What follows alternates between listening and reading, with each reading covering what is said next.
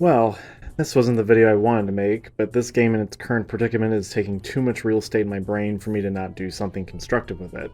So, Marvel Rivals. Without question, the online multiplayer game that's gotten the most popularity and the most eyes on it in recent memory. It barely even needs an introduction. NetEase properly released in December 2024 and drew in hundreds of thousands of players with its fun and intense take on team-based hero shooters, great usage of Marvel's most iconic and not so iconic characters, and lack of any price tag barring the entrance. This game kinda took over the gaming landscape for a few months for, well, many reasons, but chief among them was because it was a live service game that actually seemed to have legs, with what seemed like no strings attached, no scummy practices, and no hidden bullshit to speak of. It was good. It was great even. Easily some of the most fun I've had with an online shooter, especially at a time when similar games like Team Fortress 2 and Overwatch 2 felt incredibly stale and out of touch with their player base. That being said, I think a lot of people were kind of waiting for that moment where something was going to leap out and bite us. And around Season 2, after the honeymoon phase was over for most people and over half the player base had hopped off, it's safe to say we finally got bit.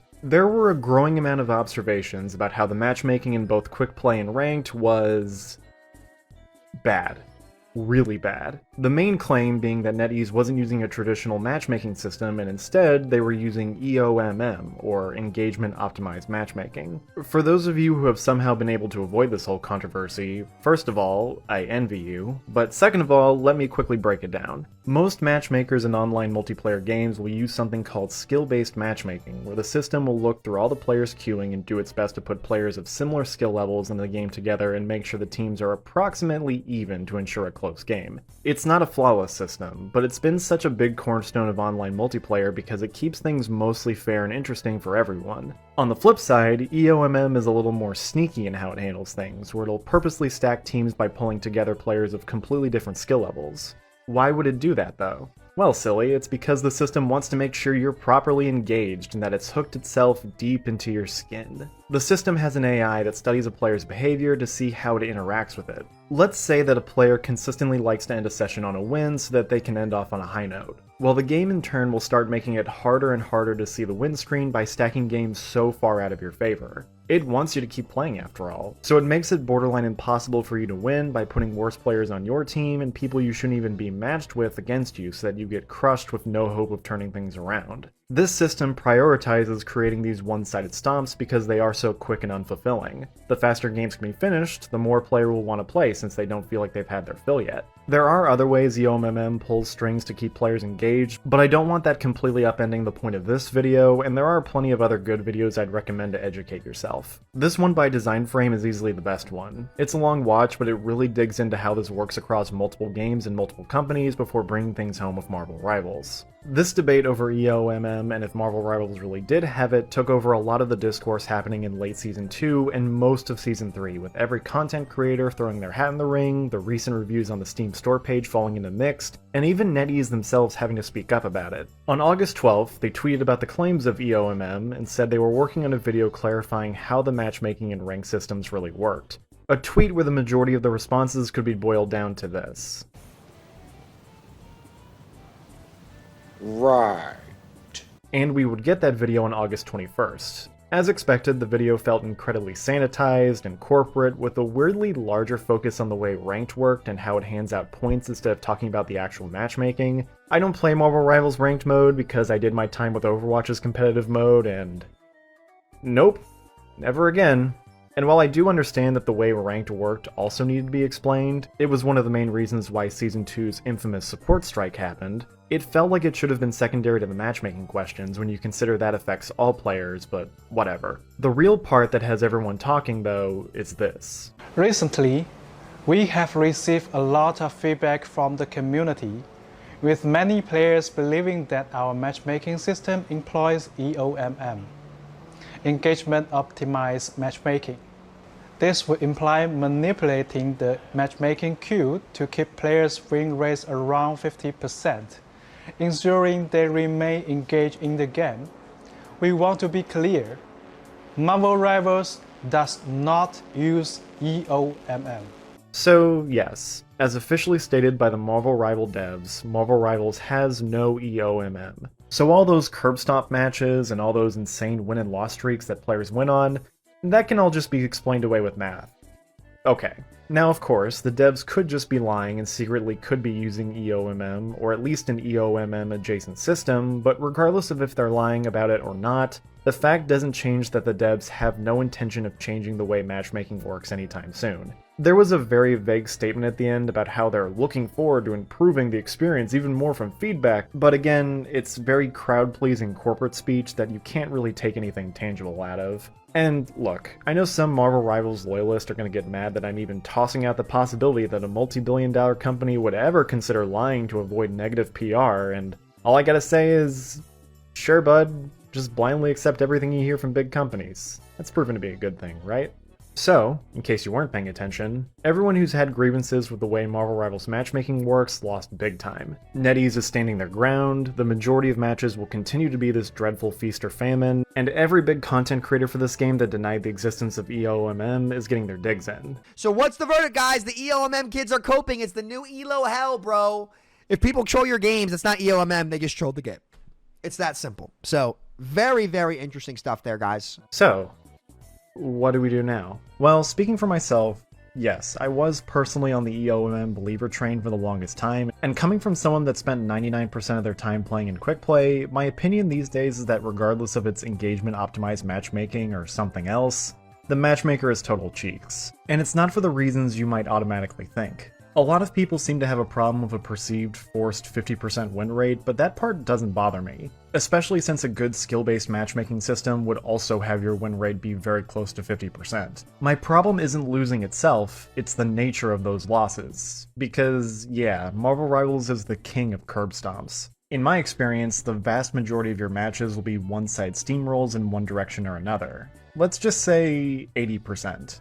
And that's honestly a conservative estimate. And the reasons tend to be pretty consistent. The teams are just laughably unbalanced because they seem to pull players from every skill level. The easiest way to tell is just by looking at player profiles after a match is over, and you'll notice how the common bronze, silver, and gold players will somehow get mixed in with these uber pro gamers at Grandmaster, Celestial, and sometimes even higher. Now, to be fair, ranked isn't always the best indication of skill, since some people get boosted by the party they play with, some people just don't care to play ranked at all, and a common criticism of ranked is that players with negative win rates can somehow climb the ranked ladder. The most common claim being that ranked rewards you for your time investment regardless of your actual skill level. It doesn't matter how bad you are and how often you're considered the weighted backpack of the team. If you're willing to keep playing ranked and grind yourself to dust, you will eventually climb. Clearly, ranked has plenty of its own problems that could be fixed with things like placement matches and not constantly resetting everyone's ranks, but Marvel Rivals seems to want you to stay grinding. Stay on that treadmill. Stay optimally engaged? Huh.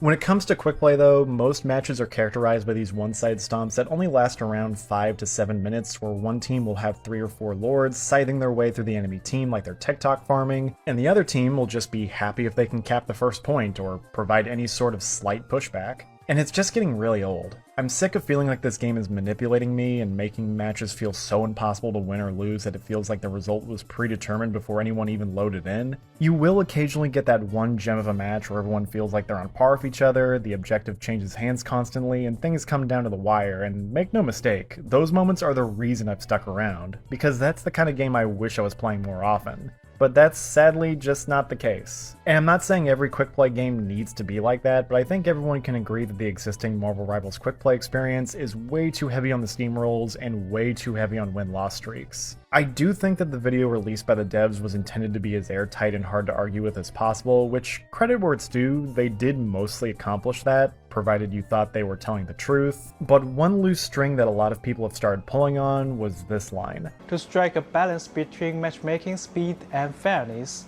the competitive score ranges for each roles would have to differ. Roles with fewer players would have lower competitive score thresholds, while roles with more players would require higher thresholds. This, in turn, will lead to greater variance in match quality. So essentially, the matchmaker could create more fair matches if it was told to, but it's prioritizing queue times instead. They say they've tried to balance those two things out, but come on. This game has instantaneous queue times at all times of the day. This game is not bothering to sort players out based on skill level, it's just cramming them into matches ASAP, which creates, in their words, greater variance in match quality. So I think we cracked the code, ladies and gentlemen. It's not EOMM we're dealing with, it's QOQ matchmaking, aka quantity over quality matchmaking. You get lots of games because there's no wait times, but almost all those games are going to be crap.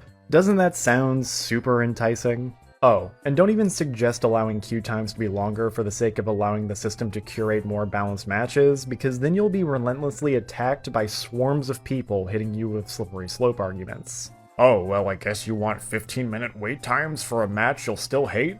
Of course not, but I think giving this system a minute, maybe 2 minutes to sort out a more balanced lobby is not a bad idea. That alone could do a lot to cut back on how frequently and severely these stomps are happening, and hey, then people would want to keep playing because they're actually having fun, and not because they just want to feel something after getting stomped into paste 4 times in a row. But it'll never happen. Overwatch did irreversible damage to the way both developers and players see queue times, where now, if a player can't get into a game within 10 seconds, the game is a failure, it's dying, and they ruined it. What a fucking joke. So what am I gonna do? And I guess to anyone who feels the same way about this game, what should we do?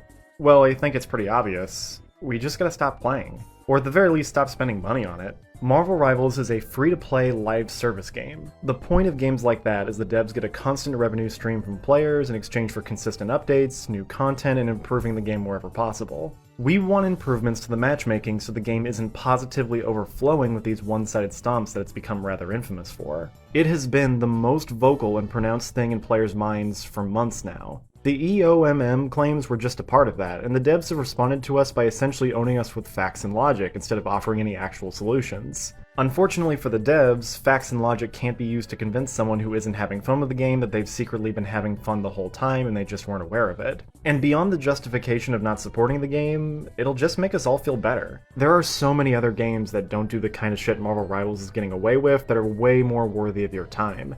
And Lord knows we all have massive backlogs just waiting for us, so don't tell me you have nothing better to play. One thing I do appreciate about this video though is that it will make it very easy to stop playing. The devs drew a firm line in the sand and basically told us to take it or leave it with their matchmaking, so I'm cutting my losses and leaving. I'm gonna play for the rest of Season 3, and then I'm pretty comfortable uninstalling the game and walking away with a clear conscience that I gave these guys a fair chance. And I bought every battle pass since Season 0 and most of those event passes, so it's not like some free rider is walking out. And keep in mind, I'm just one guy with a chip on his shoulder and a YouTube channel who decided to devote time to a video about leaving Marvel Rivals. I'm sure a lot of other frustrated players are just gonna silently leave between now and Season 4 because that dev talk made it crystal clear that nothing is gonna change. And I'm sure plenty of the loyalists will be proud of that and tell us to keep coping, tell us to get good, tell us to go back to Overwatch or Fortnite or whatever else, and yeah, how's that worked out for you so far? You guys might need a new strategy soon. And it's not like that's the only issue harming this game. You've got the limited map pool, the awful optimization, rampant amounts of toxicity and infighting within the community, tons of balancing problems with the existing character roster, and a massive bias towards DPS heroes in their player base, which unfortunately leaves the tank players and support players out to dry.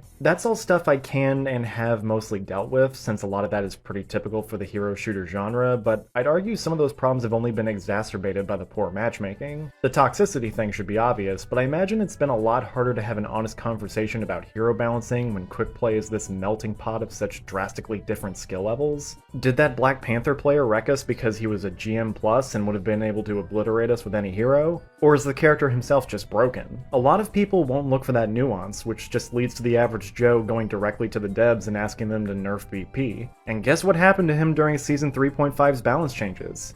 Guess what will likely happen to him for Season 4's balance changes? This is also why Spider-Man got nerfed from orbit at the start of Season 3, by the way. So, hey, this is Bailey, right before I'm about to upload this. Just to let you know, this script was written way before the Season 4 dev talk and the, balance changes and, the patch notes got released for the upcoming Season 4. And they're good. They're genuinely really good. They got a new tank hero. Of course, it's a big, strong, buff lady, which I have no problems with, but you know what their intention is. They're just going to be selling more Gunner skins and expecting, more, fan art to carry the game, which, is pretty typical at this point, but that, at least it's a new tank. I'll gladly take it. And there's a lot of other stuff, too. They got, they said they were going to bring placement matches into the game, which would actually be, one of the small helpful things that could really improve competitive. A lot of the balance changes are actually pretty decent. They're clipping like some of the hard meta tanks and supports and like trying to uplift the other ones to try and put everyone on a more even playing field.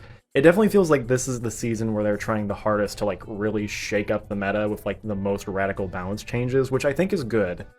Like Emma got nerfed quite a bit, Loki got hard nerfed, Luna got like a little slap on the wrist, but it's still better than nothing considering she's been that whole like see we do nerf her.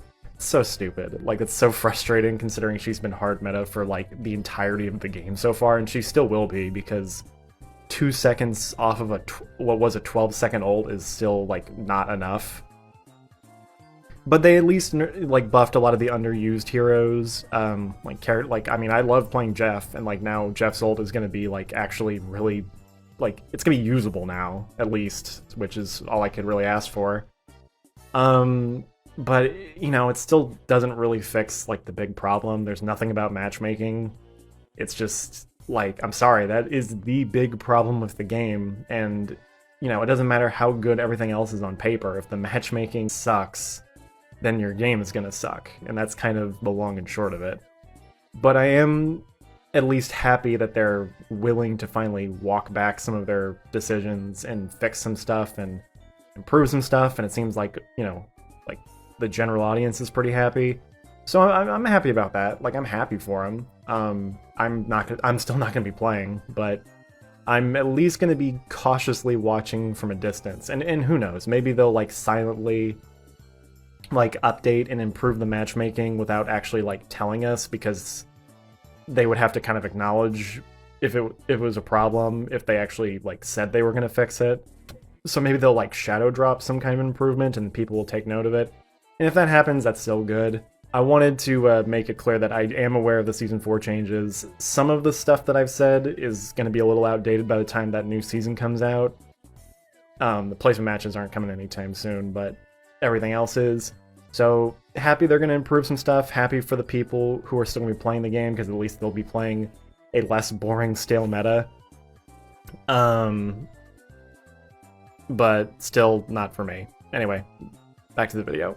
And I need to stress that I only made this video because I freaking love this game. It's one of my favorite games released in the last couple years, and at the time of writing this script, I'll have just shy of 300 hours in it. Back in Season 0 and 1, I was having the time of my life. I was prepared for the long haul of this game, but things have degraded so much in such a short time frame, and it's honestly just depressing. I still love most of the characters and their kits, the core gameplay, the art style, the incredible character designs and skins, and even smaller things like the pre-round dialogue and hero proficiency, which encourages both big playtime of certain heroes, but also pushing you to play a wide variety of heroes. Hell, I even got recognized outside of YouTube for the first time ever just for my username, which was a super feel-good moment for me. Hey, if you're watching this, thanks Dude McBigman. You genuinely made my week with that one. But I'm sorry, when the matchmaking system, the framework of an online multiplayer game is this sloppy, this unbalanced, and the devs are proud of that, you've lost me. I genuinely wish this game the best of luck, and I could see myself coming back if it actually made the necessary improvements to the matchmaking system, but that remains to be seen.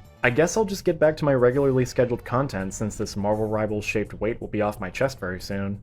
This has been Baileography, and I wish you all my very best.